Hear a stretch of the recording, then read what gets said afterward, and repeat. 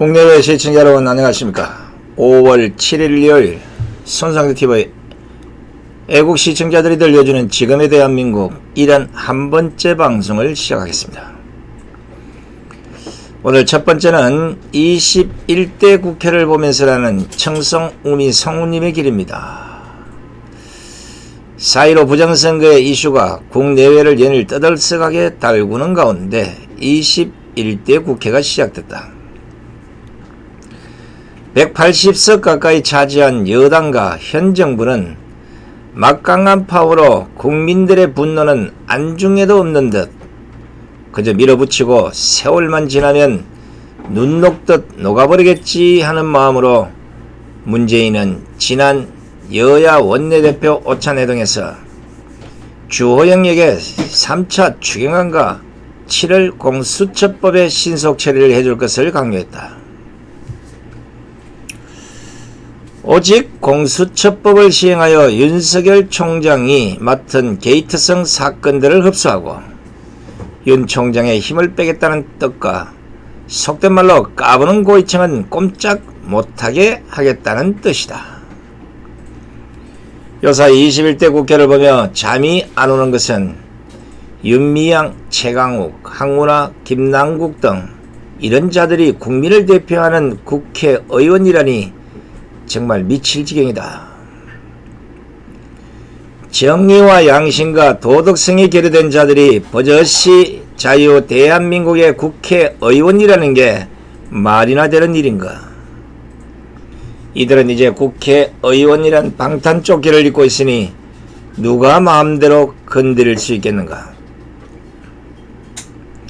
이미 선거 이후 대승한 여당과 함께 선거 후 하겠다던 윤석열 총장의 울산시장 선거, 청와대 감찰 사건 등 비리는 오리무중이고 그 중심인 황운하와 최강욱은 국회의원이 되어 있다.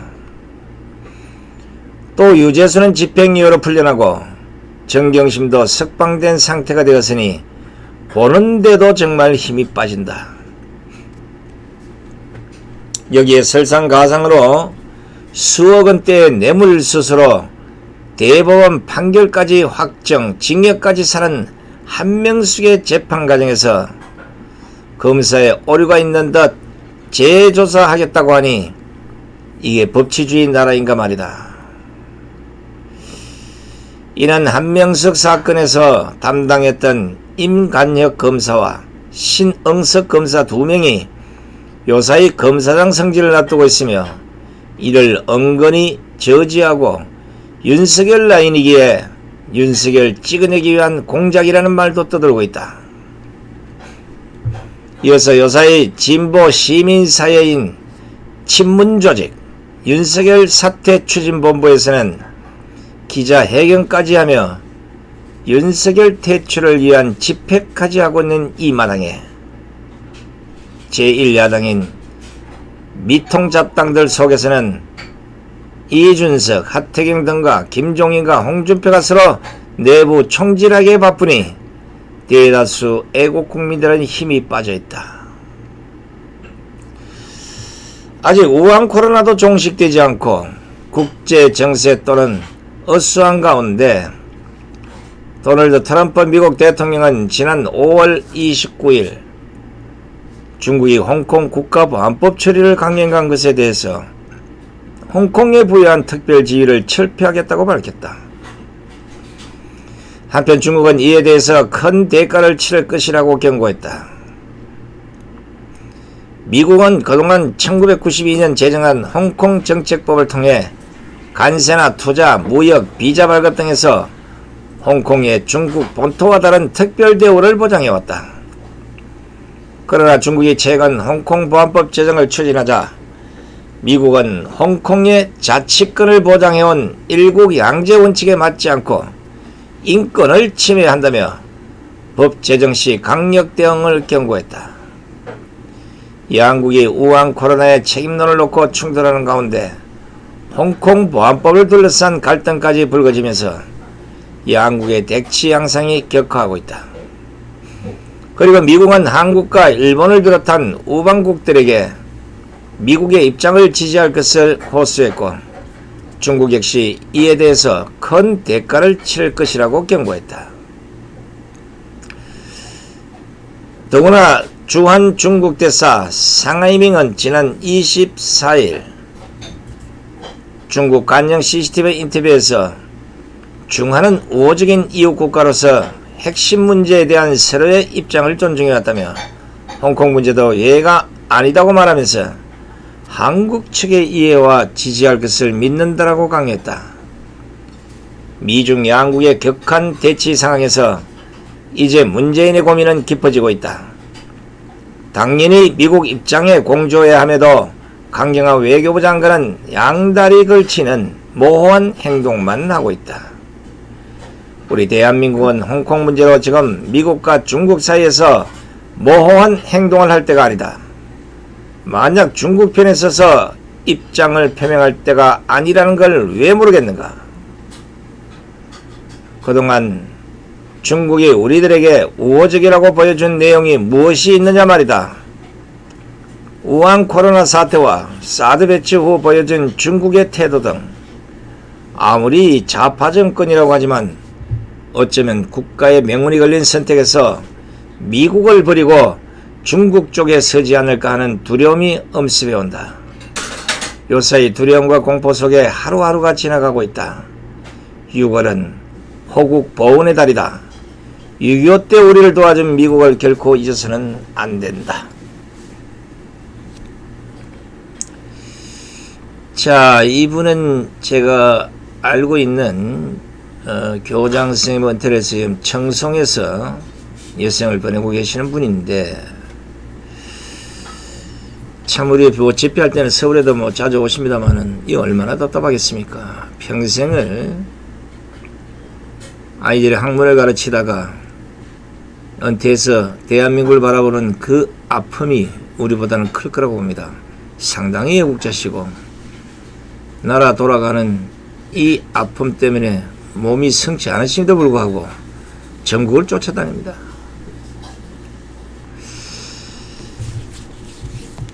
우리 성은님 말씀대로 지금 우리가 중국을 선택할 이유가 하나도 없습니다. 해봐야 쪽박찹니다. 아니 그동안 미국과의 한미동맹을 굳건히 잘 지켜서 오늘날 나라가 여기까지 왔으면 오히려 한미동맹을 더 강화해서 중국이 함부로 나대지 못하게 북한이 까불지 못하게 해야 될 그럼에도 불구하고 문재인 정권은 오로지 자로 이제는 북한과 중국의 바라기가 된 듯합니다. 한번 보십시오. 김여정이 말 한마디 하면 설설 기는 이 모습 어쩌다가 대한민국이 이런 모습이 됐는지 다른 것보다는 북한과 중국은 6.25 때 우리 남침에서 대한민국을 초토화시킨 적국이고 미국 등 다른 우방국들은 6.25 때 우리를 도와준 동맹국들입니다. 누구의 손을 잡아야 되겠습니까? 인간적으로라도. 이걸 망각하고 있으니 제발 트럼프 대통령이 이번 11월에 재선에 성공하셔서 남북한 통째로 정신 바짝 차리도록 중국까지 세트로 섞어서 깔끔하게 정리를 좀 해주시기 바랍니다.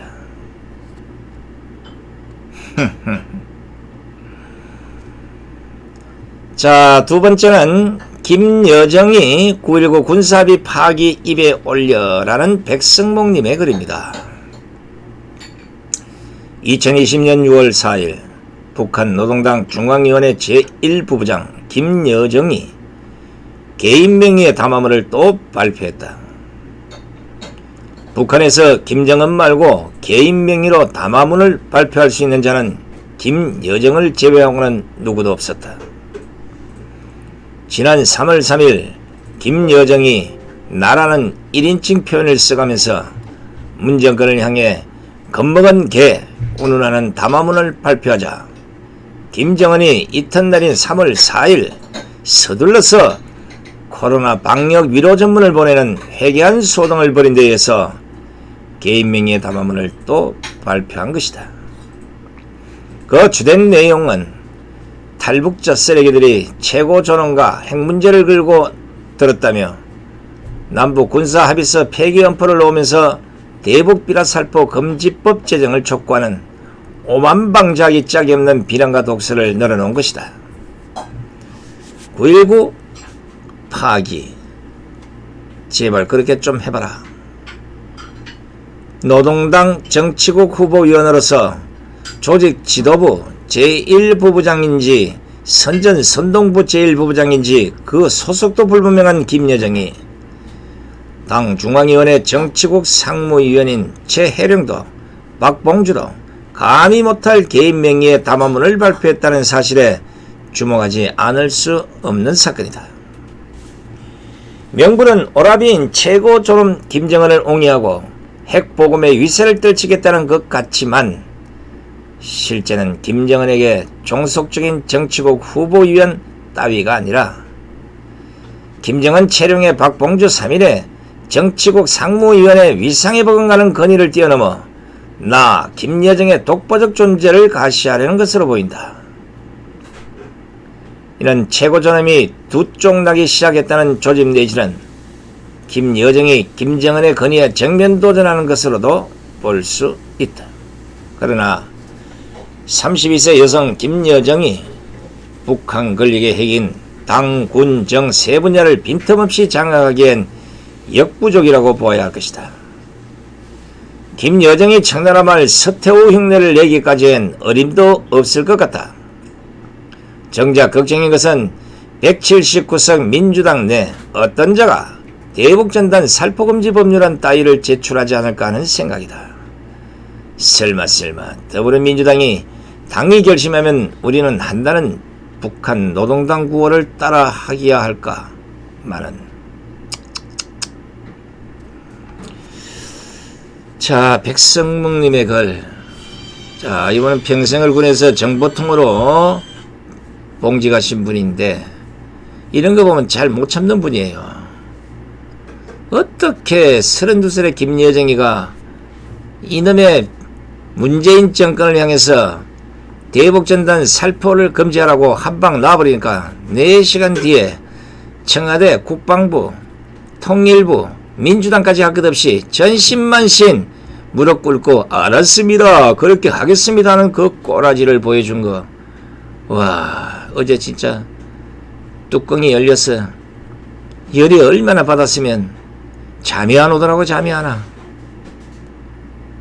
핵미사일 2방만 있었으면 어제 가겠으면 좋겠더라고. 그냥. 지금 대북전단 살포 금지하라, 이거 김여정이 어제 하기 전에 그 전주에 저희 방송에 실제 대북전단 살포를 하고 있는 우리 박상학 대표가 우리 방송에 나와서 이 대북전단과 관련해서 한 말씀 했어요. 이것이 북한에서 가장 민감하게 받아들이는 것이다. 그 북한 동포들이 그 유인물을 보거나 거기에 들어있는 내용물을 보고 이거 김정은이, 김일성, 김정일, 김정은이 지는 3대 세협체가 완전히 거짓말이구나, 이걸 엄청나게 예의주시하고 있고 상당히 겁을 내고 있답니다. 그 방송을 김여정이가 우리 방송을 봤는지 바로 한 주가 지나자 대북전단 살포금지 이걸 문재인 정권에 대놓고 요구하지 않습니까? 와, 선상대 TV 북한에서도 보나?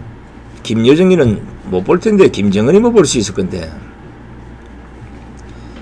제가 예전에 신문 기자할 때 북한을 냅딱 들이깠더니 신문사를 폭파시키겠다고 공식적으로 발표하는 거 보고 깜짝 놀랐습니다. 김정은이도 아마 여시철 인물로 제가 찍혀 나오는데 대북전단 많이 뿌려야 됩니다. 왜냐하면 북한 동포들을 깨우지 않으면 절대 평화통일이 되지 않습니다.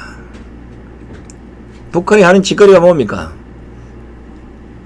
자기들 얘기하는 인민들의 눈과 귀와 입까지 털어맞고 여기가 지상 천국이라는 걸 알고 살다 죽어라, 이거 아닙니까? 그런데 직접 탈북한 자들이 고무풍선에다가 각종 유인물 같은 거 넣어서 뻥 하고 터지면서 뿌려지면 그걸 북한 주민들이 주워 보면 김정은이 요 아주 미친놈이 너희들 다 잡아먹으려고 한다 뭐 이렇게 해놓고 뭐 지금 대한민국 와서는 이렇게 잘 살고 있다 뭐 이런 거 하면 북한 주민들이 봤을 때는 아 탈북해야 되겠다 아니면 이놈의 이거 김정은이 안 되겠구나 이 때려 잡아야 되겠구나 엎어야 되겠구나 쿠데타도 일어날 수 있다는 겁니다. 근데 사실 탈북자들도요 한국에 넘어와서 자유를 찾아서 넘어왔는데 이 문재인 정권 하는 꼬라지 보니까 열받는 거요. 북한과 진배 없다 하잖아요. 박상학 대표가 얼마나 열받았으면 대북전단 살포 뭐 이거 금지 발표하는 거 보고 문재인 욕하는 거 보세요. 사람이요 목숨을 걸고 자유를 찾아온 사람에게 또다시 독재 진행을 붉은 사회주의의 이런 현실을 보여주면 그분들 눈 안 뒤집히겠습니까? 대북전단 살포를 해야 될 게 박상학 대표가 아니라 대한민국 정부가 해야 되는 거요. 이것이 진정한 통일이지 김정은이만 믿고 비핵화해서 해가 만들 것이다 뭐 해서 3년 동안 때려박고 뒤통수 맞고 삶은 소다가리 소리 듣고 얻은 게 하나도 없잖아요. 그런데 이제는 뭐 안 되니까 별 짓을 다 해. 시청자 여러분 이거 하나 아셔야 됩니다. 지금 북한 기업들이 한국에서 돈을 벌고 우리 국민들을 노동자로 쓸 수 있도록 그리고 돈을 벌어갈 수 있도록 만들어 놓고 반대로 우리 국민들이 북한 가서 살 수 있는 입주민 무슨 법을 만들 가능성이 있다고 합니다. 요거 조심해야 됩니다. 왜냐하면 우리 국민들을 북한에 상당수를 처박아 놓으면 미국이 가히 폭격을 못할 것이다. 흔히 말로 총알 바지로 북한에다 심어 놓을 가능성이 있다는 정보가 있습니다. 이야, 빨개의 나라가 되는 것도 뭐 어차피 뭐 이런 식이라면 우파가 나서지 않으니까 되겠지만 가도 이렇게 가는 아니거든요.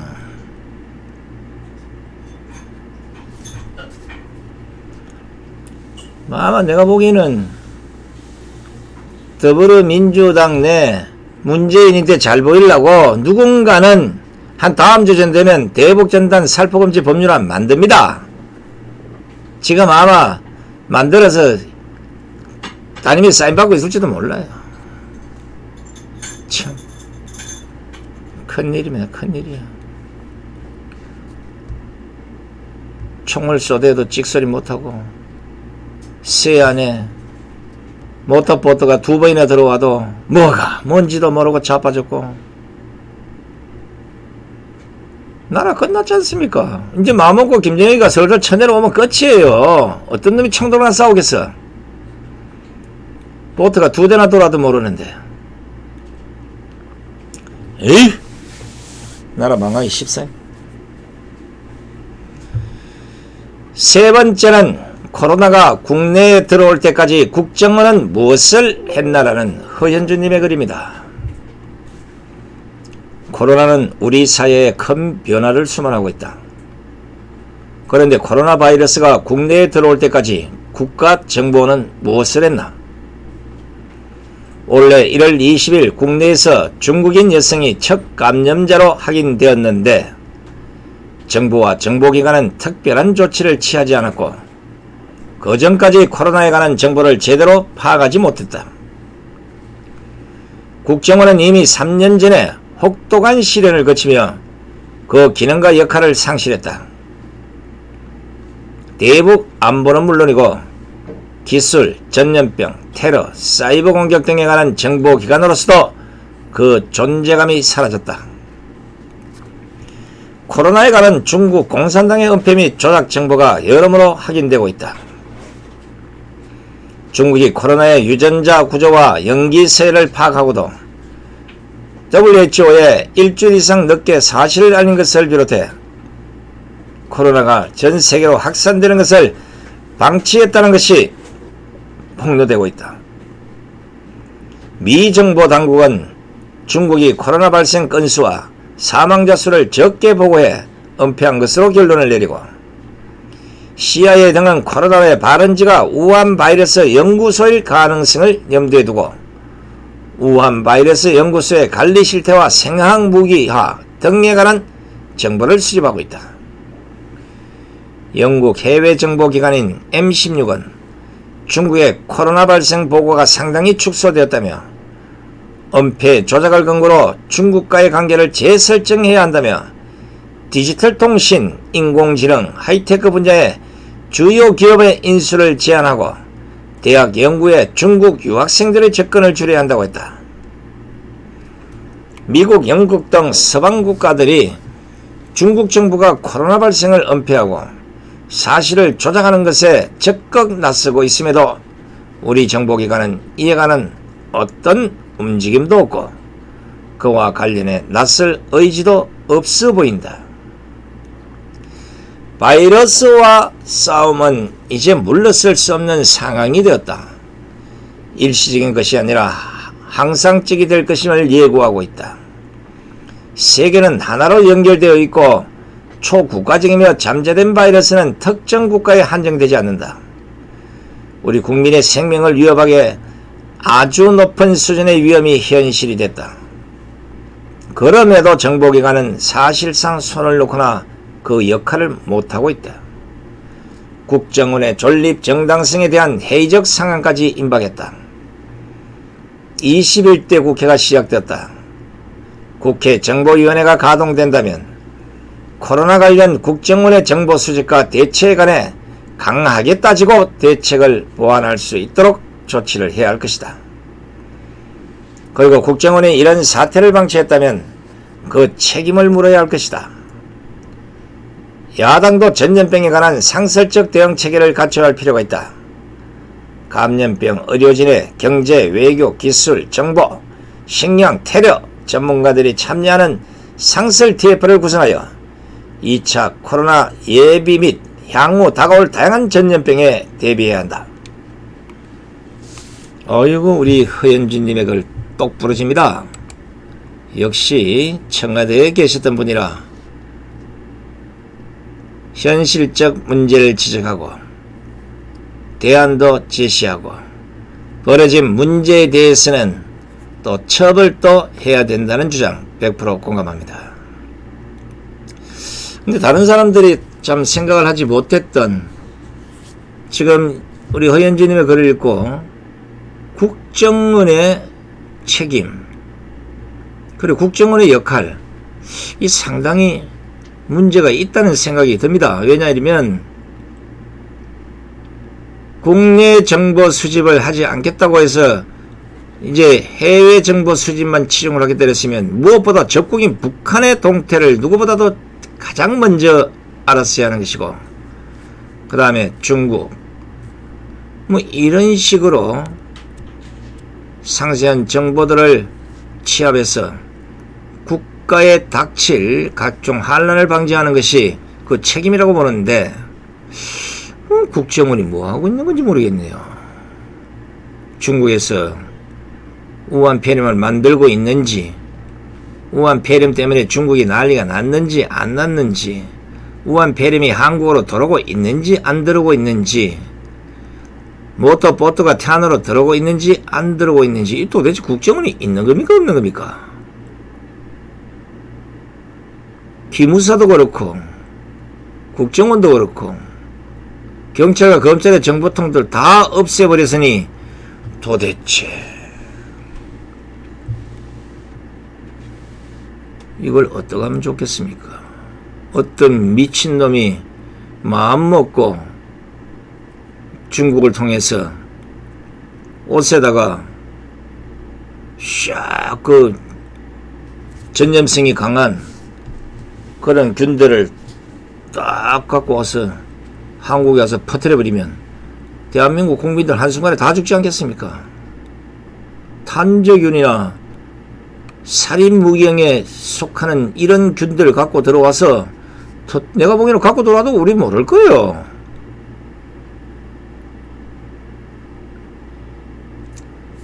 그런 걸 방어할 수 있는, 그런 걸 찾아낼 수 있는 공항에 그런 시설 없잖아요. 한참 뭐 들어올 때 열채거나 이래 했지, 무정상 입국자들이 얼마나 많았습니까? 큰일 났어요. 마음만 먹으면 꼭 전쟁에서 세균전이 아니라 이런 식의 세균전, 자국 내에서도 벌어질 수 있습니다. 다 죽게 생겼어요. 특별히 관리해야 됩니다. 그러기 위해서는 이 책임을 반드시 국정원에 물어야 됩니다. 그리고 우리 회원진의 말씀대로 감염병의 이르진에 경제, 외교, 기술, 정보, 식량, 테러 전문가들이 참석하는 상설 TF 구성하는 거 상당히 좋은 방안입니다. 또 미래통합당이 또 커닝해 갈라. 지금까지 당한 거야 방법이 없다지만 2차로 다가올 코로나 변종, 또 다른 바이러스, 이 다양한 전염병에 대비를 해야 되지 않겠습니까? 270명이 넘는 무궁한 국민을 초기 방역 실패가 아니라 초기 방역을 아예 안 해서 생긴 이 살인마들을 절대 용서해서는 안 됩니다. 대구, 경북, 그리고 이번 코로나로 인해서 가족이나 친척을 잃어버리신 분들, 세월호처럼 왜 못합니까? 끝끝내로 물거져서 강화문에 텐트를 치고 세월호처럼 혜택을 받고 지금까지도 진상규명 7년째 하는데 계속해서 평생 울고 먹을 수 있는, 얼마나 좋습니까? 이거 코로나 수입하자고 명령 한자를 밝혀내라. 그러면 5.18 발포 명령자 밝혀내라 40년째 책임 추궁하는 거하고 똑같잖아요. 그러면 이 전체 유가족들은 제가 보기에는 200년은 먹고 삽니다. 아니면 찾아오세요, 저한테. 이거 그냥 용서해서 될 일이 아니에요. 세월호는 배를 타고 가다 수학여행 가다가 난 해상교통사고지만 이것은 문재인 정권이 차단할 수 있음에도 의사들의 7번 권고도 무시하고 대문을 활짝 열어서 죽지 말아야 될 무고한 생명들이 우한 코로나 때문에 목숨을 잃은 희대의 살인극입니다. 이걸 그냥 묵과하면 앞으로 어떤 전염병이 와서 나도 죽을지 니도 죽을지 모르는 거요. 조심하셔야 됩니다. 용서할 일이 아니라는 겁니다. 자, 이제 마지막 네 번째는 또 보수 정당을 설립하자고요라는 용인 수지에 사시는 애국자님의 글입니다. 보수 일각에서 계속 정당 설립에 관한 이야기가 나옵니다. 그런데 지금은 절대 정당 설립을 해서는 안 됩니다. 그 이유는 다음과 같습니다. 첫째는 지금은 혁명을 해야 할 때이기 때문입니다. 4.15 부정선거는 하늘이 주신 축복입니다. 이 축복을 국권 회복을 위한 혁명으로 연결시켜야 합니다. 역사상 정당이 주도적으로 혁명을 성공시킨 사례는 전무합니다. 무엇보다 정당은 법치가 회복되고 주권이 100% 작동될 때만이 가능합니다. 지금은 법치가 죽고 주권까지 빼앗겼지 않습니까? 입법, 사법, 행정이 적에게 다 넘어갔고 언론, 방송까지 다 죽었습니다. 이런 상태에서 정당이 무슨 기능을 할 수 있을까요? 둘째, 정당은 필연적으로 분열을 가져옵니다. 정당이란 조직은 표를 먹고 사는 집단입니다. 서로가 표를 먹겠다고 싸울 수밖에 없고 그러한 상태에서 국민들은 또다시 혼란에 빠지게 됩니다. 기존 정당이 그대로 있는 상태에서 또 신생 정당을 만든다면 기존 정당들이 가만히 있겠습니까? 더구나 아직은 미통당을 보수당으로 착각하는 국민들이 많고 우리 공화당이나 기독자의 통일을 무시할 수 없습니다. 우리는 탕기국 시절 정당을 만들면서 좋은 기회를 다 놓친 뼈아픈 기억을 가지고 있습니다. 2017년 3월 1일 500만 명이 대한문에 모였지만 혁명으로 연결시키지 못하고 적들이 파놓은 가두리 전략으로 결국 보수가 분열되어 망했습니다. 3년 동안 우리끼리 날밤 새우면서 싸운 것은 벌써 잊으셨습니까? 더 이상의 실패는 절대 용납되어서는 안 되지 않겠습니까? 셋째, 지금은 총선 무효라는 단 하나의 이슈로 몰아가야 할 때입니다. 탄핵 전에 탄핵 무효로 우리가 하나가 되었듯이 이제는 총선 무효로 하나가 되어야 합니다. 그리고 무엇보다 총선 무효로 태극기가 간신히 하나가 되고 있습니다. 이러한 상태에서 정당을 만든다면 어떻게 될까요? 겨우 타오르는 부정선거 불길이 그냥 식어버리지 않겠습니까?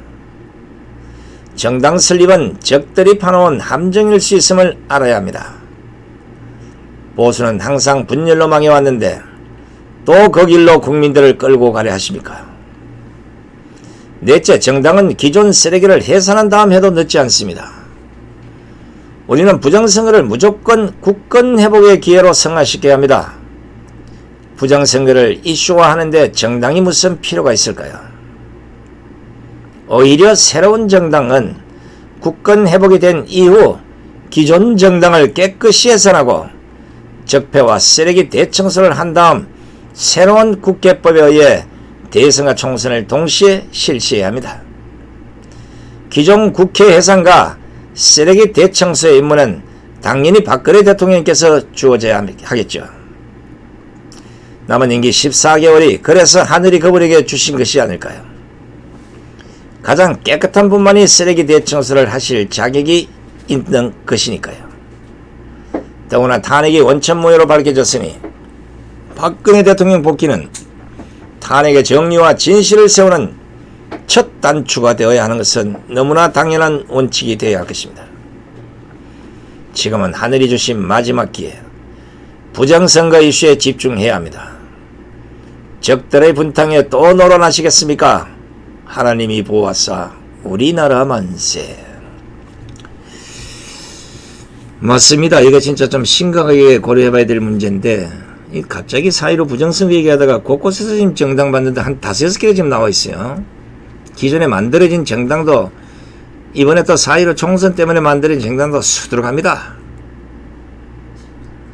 물론 정당의 필요성과 불필요성은 양분되어 있는 건 사실입니다. 그러나 시점이 중요한데 이번에 말씀 공감을 하면서 우리가 탕기국 때 정강용 씨가 당시 정당을 만들어야 되겠다고 할 때 대부분 그렇게 따라갔지만 저는 반기를 들었습니다. 시민단체가 정치결사체가 되는 것은 결코 바람직하지 않다. 그것은 정당의 필요에 따라서 우리에게 손을 내밀 수 있는 기회를 우리가 정당을 만들므로써 우리 스스로가 손을 내밀어서 선택을 받아야 되는 매우 이상한 꼬라지가 된다. 정당이 아니라 시민단체의 조직으로 그냥 있으면 이 당 저 당 필요에 따라서 손을 내밀면 우리가 필요로 하는 것을 해주면 너희들을 밀어주겠다. 이런 식으로 밀당을 해야 된다고 수차 강조를 했지만 결국은 그들은 나가서 새누리당을 만들었습니다. 저는 나머지 그 정치하는 거 싫어서 남아있는 사람들을 규합해서 국본을 만들게 되는 겁니다. 결국은 정당을 만들어갔던 사람들은 저거들끼리 싸움이 나고 결국은 분열을 하다가 사라져버렸습니다. 그 이후 제가 감옥 갔다 온 그 사이에 애국당이 만들어지고 이후에 우리 공화당이 됐습니다. 지금 이번 선거 이후에 아직 조직가동이 안 되고 있는 것처럼 보이지만 그들은 또 조만간 조직화해서 밖으로 나올 가능성이 높습니다. 지금은 4.15 부정선거와 관련해서 태극기를 들었던 국민들만이 아니라 그동안 밖으로 나오지 않았던 20대, 30대, 40대 젊은 청년들이 검은 옷에 검은 우산을 쓰고 블랙 시위에 외연 학대를 지금 해나가고 있는 중입니다. 정당을 지금 만들어서 정당의 힘으로 밀어붙이는 방법도 있을 것이고, 혁명이라면 좀 뭐하겠지만 우리가 생각하는 그런 나라가 됐을 때 진짜 나라고 한 사람들끼리의 애국 동지들만의 우리의 우파의 가치를 지키고 끝까지 배신과 기회주의자를 다 걸러낸 진성 우파 정당을 만드는 것, 물론 그것이 더 유리할 수도 있습니다만, 정치는 생물과 같아서 상황은 좀 살펴야 됩니다. 지금 어떤 방법이었든 백석에는 통합당이 있기 때문에